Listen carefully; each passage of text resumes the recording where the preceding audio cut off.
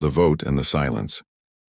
The Grand Chamber of the Galactic Council had witnessed many historic moments across its 3,000-year existence, but nothing quite like this. Representatives from 247 species filled the tiered seats, their various forms creating a tapestry of colors, shapes, and sizes that would have amazed any first-time visitor. But today, the beauty of diversity was overshadowed by tension so thick it seemed to press against the chamber's energy shields.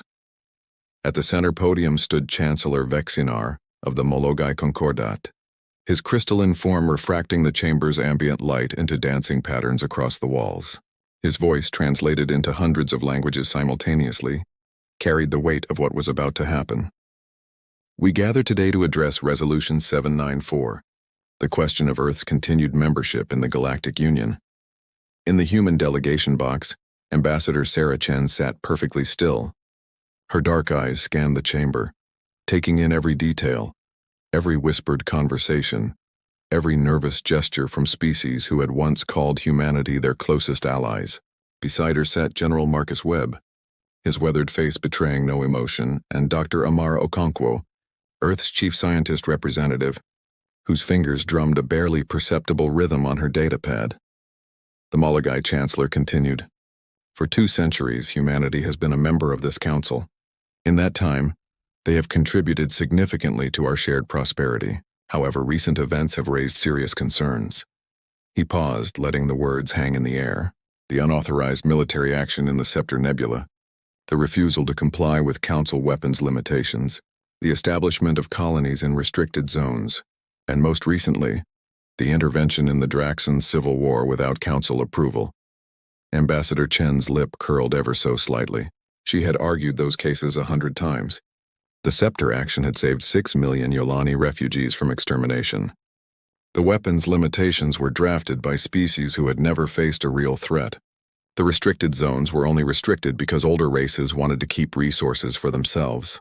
And the Draxan intervention had prevented a genocide that the Council was too paralyzed by bureaucracy to stop. The floor is now open for statements before the vote. Chancellor Vexinar announced. Ambassador Trell of the Zorathian Empire rose first, his 6 arms gesturing dramatically. Humanity has shown time and again that they believe themselves above Council law. They are cowboys, as they say in their own language. Reckless, dangerous, they have brought nothing but chaos to our ordered galaxy. More voices joined in. The Peltharian representative spoke of human aggression. The Quillian delegate mentioned cultural contamination. One by one, species that had once praised humanity's courage now condemned their independence. It was a coordinated effort, Chen realized. This vote had been decided long before today. When the speaking ended, Chancellor Vexinar called for the vote. All in favor of Resolution 794, the exile of humanity from the Galactic Union, please indicate. The board lit up with votes.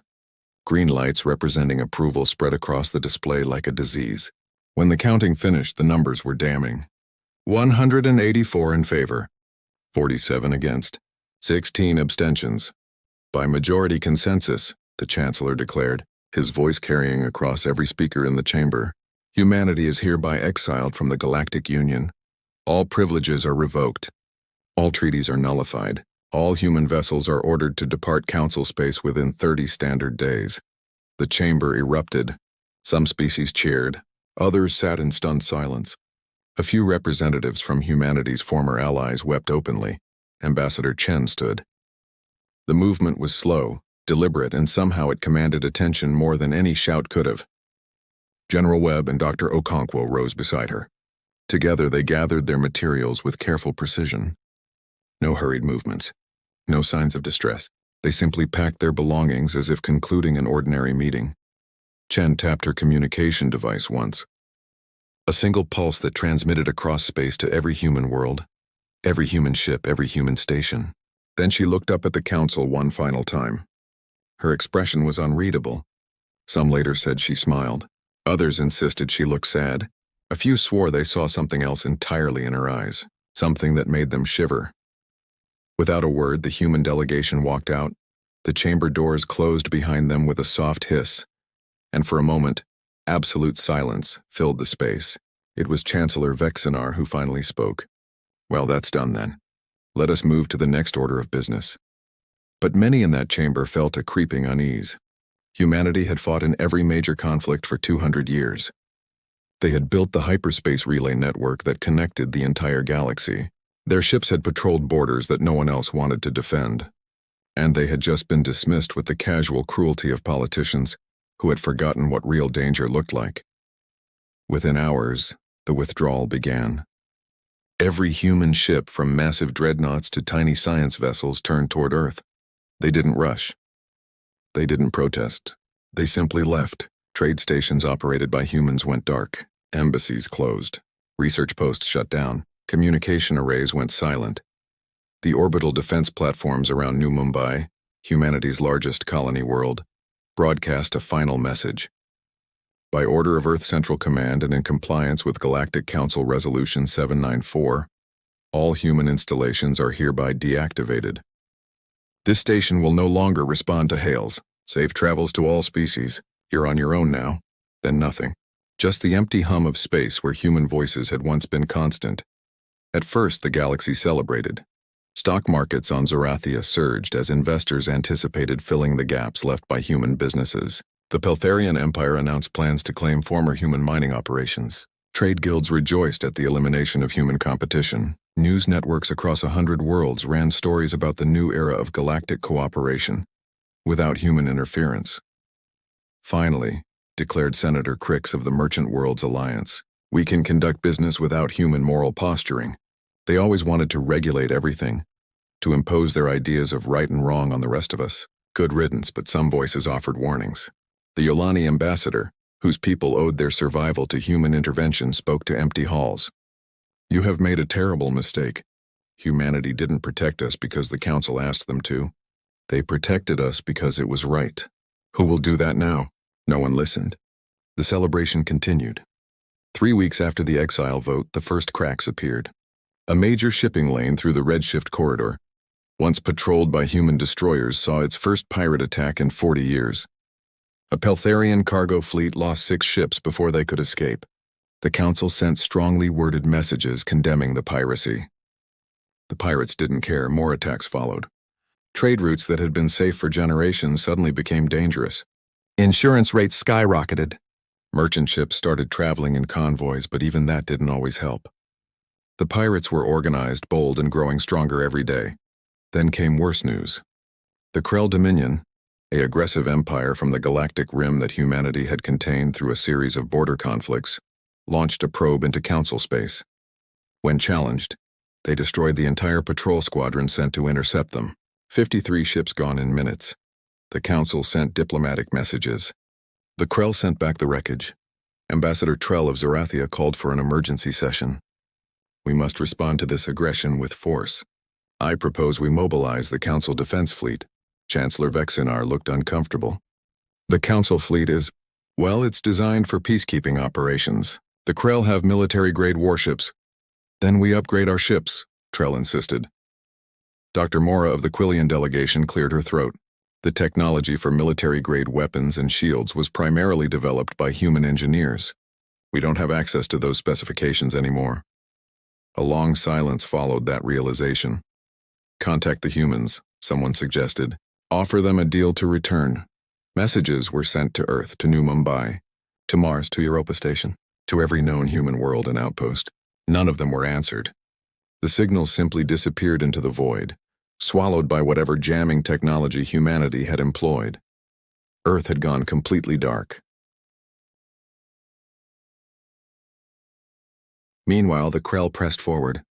They took the outer rim stations without firing a shot, the defenders fleeing rather than facing them. They claimed 3 uninhabited systems rich with rare minerals.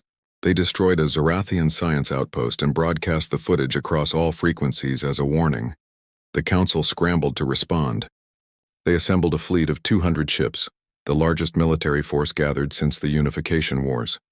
It was an impressive sight, vessels from dozens of species working together. They jumped to the border, ready to push back the Krell invasion. The battle lasted 4 hours. 173 Council ships were destroyed. The rest retreated in disorder. The Krell lost 12 vessels. It wasn't even close. Panic spread through Council space like wildfire. Species that had voted for human exile suddenly questioned that decision. Markets crashed. Governments fell. And still the Krell advanced, system by system, world by world, seemingly unstoppable. The Yolani homeworld sent a desperate plea. Please, anyone who can hear this. We need help. The Krell fleet is 2 days from our system. We have no defenses. 6 million people will die, please, the council debated. They voted. They discussed diplomatic options. And while they talked, the Krell arrived at Yolan Prime. The orbital bombardment lasted 6 hours. When it was done, the Yolani homeworld was a burning wasteland. 6 million voices silenced forever. The same people that humanity had saved 40 years ago. The same people whose rescue had been cited as one of humanity's crimes during the exile vote. The galaxy watched the footage in horror. This was real. This was happening. And no one could stop it. That night, on a forgotten monitoring station in the deep sectors, a junior technician picked up something strange. A gravitational anomaly, then another, then dozens of them, moving through space at speeds that shouldn't be possible. Coming from the direction of Earth, the technician reported it to his supervisor. The supervisor dismissed it as sensor glitches. But the anomalies kept coming, spreading across the frontier like a wave heading straight toward Krell-occupied space. Something was moving in the dark. Something big, and somewhere in the silence between stars, humanity was no longer waiting. The return and the reckoning, the Krell Dominion had existed for over 1,000 years on the edge of known space, expanding slowly, consuming worlds with methodical precision. They were conquerors by nature. Their entire civilization built on the philosophy that strength was the only virtue that mattered. For centuries, only one force had kept them contained: humanity. The humans had fought 3 border wars with the Krell, each one ending in stalemate. Not because humanity couldn't win, but because the Galactic Council had forced diplomatic resolutions before humanity could finish what they started. Proportional response, the Council had called it. Measured engagement. The Krell had learned that the galaxy was weak, held back by rules and procedures. They had been waiting for an opportunity. When humanity was exiled, that opportunity arrived. Commander Zreth of the Krell 4th Fleet stood on the bridge of his flagship, watching another world fall. The Peltharian colony on Hexar 7 had surrendered without a fight. Its 3 million inhabitants were being processed for labor camps. Resources cataloged. Infrastructure assessed for integration into the Dominion. Resistance minimal, his tactical officer reported. The Council species have no stomach for real war. Zreth clicked his mandibles in satisfaction. As expected. The humans were the only ones who understood strength. Without them, this galaxy is ours for the taking. He gestured to the star map. Set course for the Meridian Cluster. 12 systems, all weakly defended. We'll control the entire sector within a month. The fleet jumped to hyperspace, leaving behind another conquered world. The Krell advance had claimed 47 systems in 3 months. Nothing slowed them down. The Council fleets they encountered were either destroyed or retreated in panic. Diplomatic messages went unanswered. The Krell Dominion was teaching the galaxy what happened when you removed the only species willing to fight. But in the depths of space, far from any inhabited system, something changed. Science Officer Valara of the monitoring station Deepwatch 7 had been tracking the gravitational anomalies for 6 days now. Her supervisor had dismissed them as instrument errors, but Valara knew better. She had triple-checked the sensors, recalibrated the arrays, and run diagnostic after diagnostic. The readings were real. Massive objects were moving through space, traveling at speeds that defied conventional physics. They were coming from the direction of Sol System, Earth's home, and they were heading straight toward Krell-occupied territory. Sir, you need to see this, she called to her supervisor, a bored Quillian named Tormak who spent most of his time playing probability games. Valara, if this is about your ghost readings again, they're not ghosts, she snapped, her frustration finally breaking through. Look at the pattern. 73 distinct signatures all moving in formation, all heading toward the Krell front. This is a fleet, Tormak finally looked at her screen. His 4 eyes widened. That can't be right. Nothing moves that fast. And the mass readings are absurd. Some of those signatures are larger than battle stations. I know what I'm seeing, Valara insisted. And there's more. The energy signatures don't match any known council design. But they do match old records from the human-Krell border wars. They stared at each other for a long moment. Then Tormak reached for the emergency communication array. "Get me the council. Now." The message reached the council chambers 6 hours later, where Chancellor Vexinar was presenting yet another failed diplomatic initiative. The chamber had grown sparse in recent weeks. Many representatives had fled to their homeworlds, preparing for the possibility of Krell invasion. Those who remained looked exhausted, defeated. "Chancellor," an aide interrupted, "we have urgent reports from Deep Watch 7. Multiple gravitational anomalies detected moving toward Krell space. The signature analysis suggests—" He paused, his voice dropping to a whisper. "Human warships." The chamber erupted in chaos. Some species shouted in relief. Others demanded verification. A few looked terrified. "That's impossible," Ambassador Trell declared. "We've heard nothing from Earth in 3 months. No signals, no transmissions, nothing. They've gone completely dark." "Maybe that was the point," muttered Ambassador Yena of the Valtorian Cooperative, one of the few who had voted against the exile. "Maybe they wanted us to think they were gone." Before anyone could respond, every communication screen in the chamber flickered to life simultaneously. It was a violation of security protocols, a hack that should have been impossible. The council's systems were supposed to be impenetrable. A voice emerged from the speakers. Female, calm, carrying an edge of cold steel. "This is Admiral Helena Cross of the Terran Defense Armada. If you are receiving this transmission, consider yourselves fortunate. We are not here for you." The screens showed star charts, tactical displays, fleet formations, and ships, dozens of them captured by long-range sensors as they emerged from hyperspace in the Krell-occupied Meridian cluster. But these weren't the ships the galaxy remembered. These were different. Gone were the clean white hulls with blue Earth insignias. These vessels were black as the void itself, their surfaces seeming to absorb light rather than reflect it. Angular, aggressive, covered in weapon batteries that bristled like the quills of some deadly creature. And their names painted in stark white letters across their hulls told a story of pain and memory. TDS Yolan Prime, TDS Never Forget, TDS Blood Price, TDS Final Warning, and leading them all, a vessel so massive it eclipsed the moon of the nearest planet, its name visible even from thousands of kilometers away. TDS Reckoning, Admiral Cross's voice continued. "For 200 years we protected this galaxy. We fought in wars you were too afraid to finish. We saved species you couldn't be bothered to defend. We asked nothing in return except to be allowed to do what was right." A pause heavy with implication. "You exiled us for that. You voted to remove the only force standing between you and extinction, so we left." On the screens, the human fleet moved into attack formation. The Krell Fourth Fleet, confident from months of easy victories, moved to engage. They outnumbered the humans almost 3-1. "But we didn't leave because we were afraid," Cross said. "We didn't leave because we were defeated. We left because you made it clear you didn't want our protection anymore. So we stopped protecting you. We went home. We built new ships. We prepared for what we knew would come." The battle began. The Krell opened fire first, their crimson plasma weapons lighting up space like blood-red lightning. Their tactics were brutal and efficient, the same tactics that had destroyed Council fleets. They didn't even scratch the human shields. The return fire was apocalyptic. The human ships didn't use plasma or lasers or any conventional weapons the Council would recognize. They used something else, something that tore through Krell shields like paper and ripped their hulls apart at the molecular level. Weapons that humanity had been developing in secret, far beyond Council restrictions. One by one, the Krell ships disintegrated. Not exploded, disintegrated, reduced to their component atoms and scattered across the void. Commander Zreth watched in horror as his fleet died around him. "All ships retreat. Full retreat." But there was no retreat. The human vessels moved with impossible speed and precision, cutting off every escape route.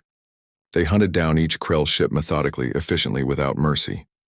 "Please," Zreth broadcast on all frequencies. "We surrender. We surrender." Admiral Cross's response was ice. "We don't accept surrenders from genocidal conquerors. You wanted to teach the galaxy about strength. Consider this your final lesson." The last Krell ship exploded in a flash of light. The entire Fourth Fleet, 167 vessels destroyed in 42 minutes. The human fleet hadn't lost a single ship. They hadn't even taken significant damage. Back in the council chamber, absolute silence reigned.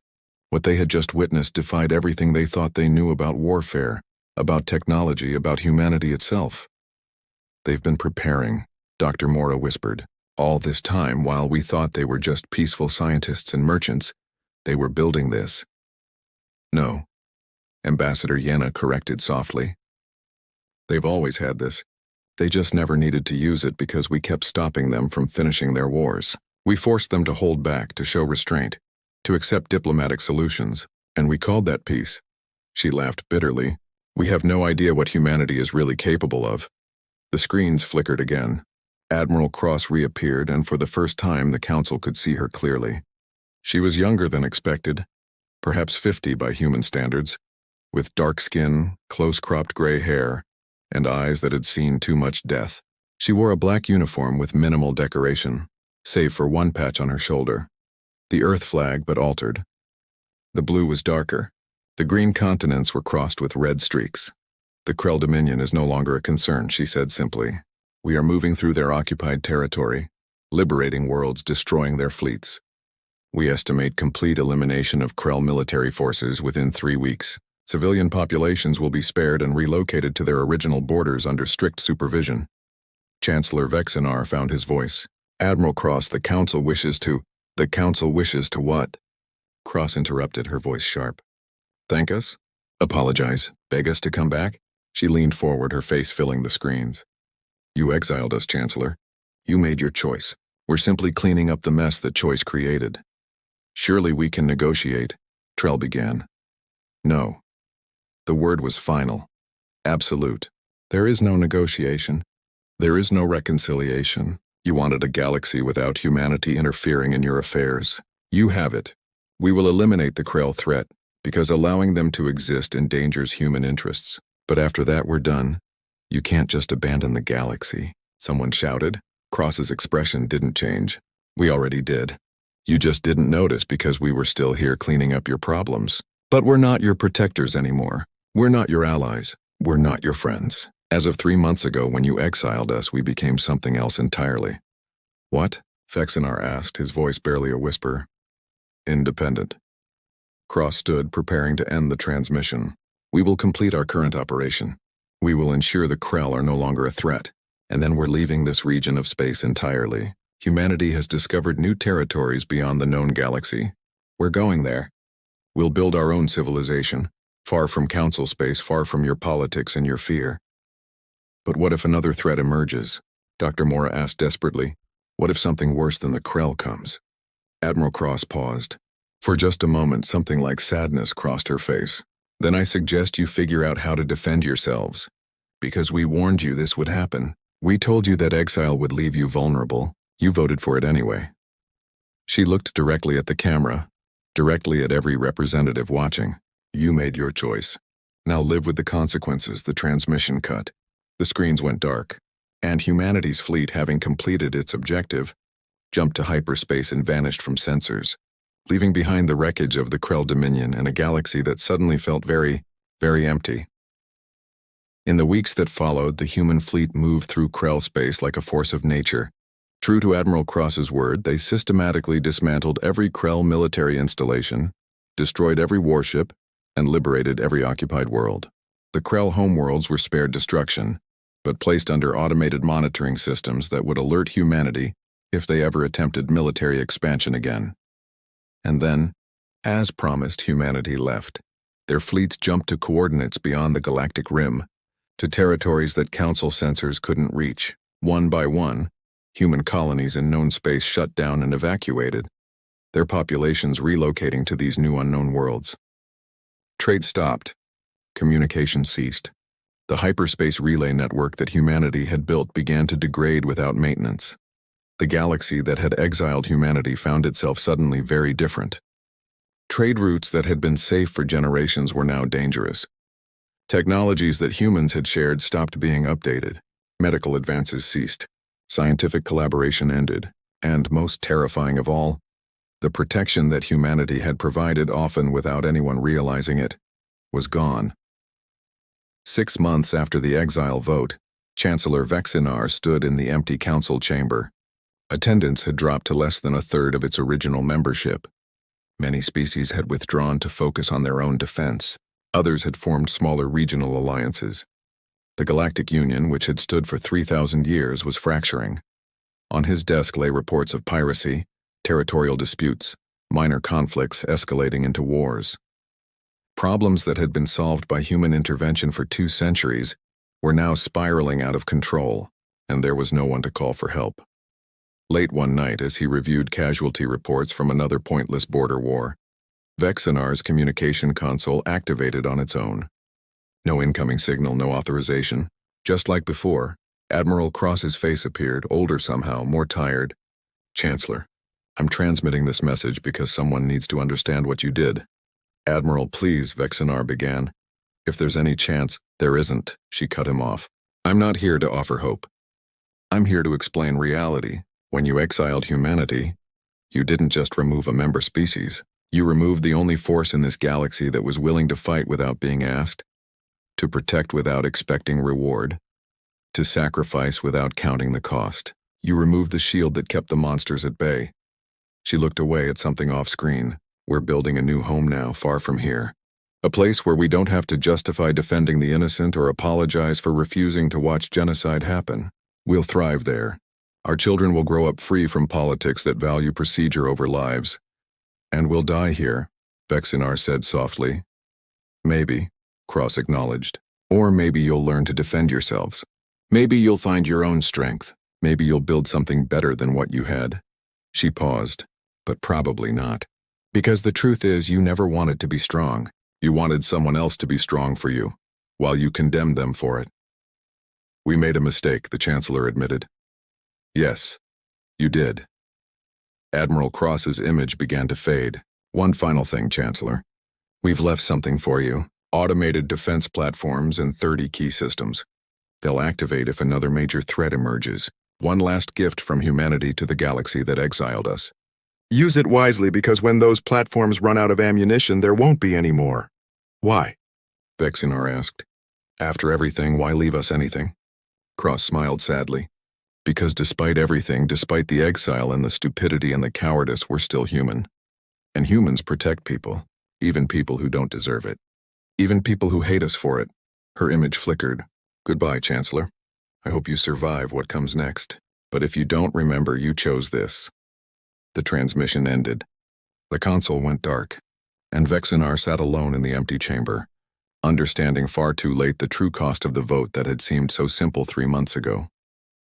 In the depths of space beyond the galactic rim, the human fleet arrived at their new home, a cluster of star systems rich with resources, free from other species, perfect for a fresh start. Admiral Helena Cross stood on the observation deck of the Reckoning, watching as colony ships began their descent to a dozen new worlds.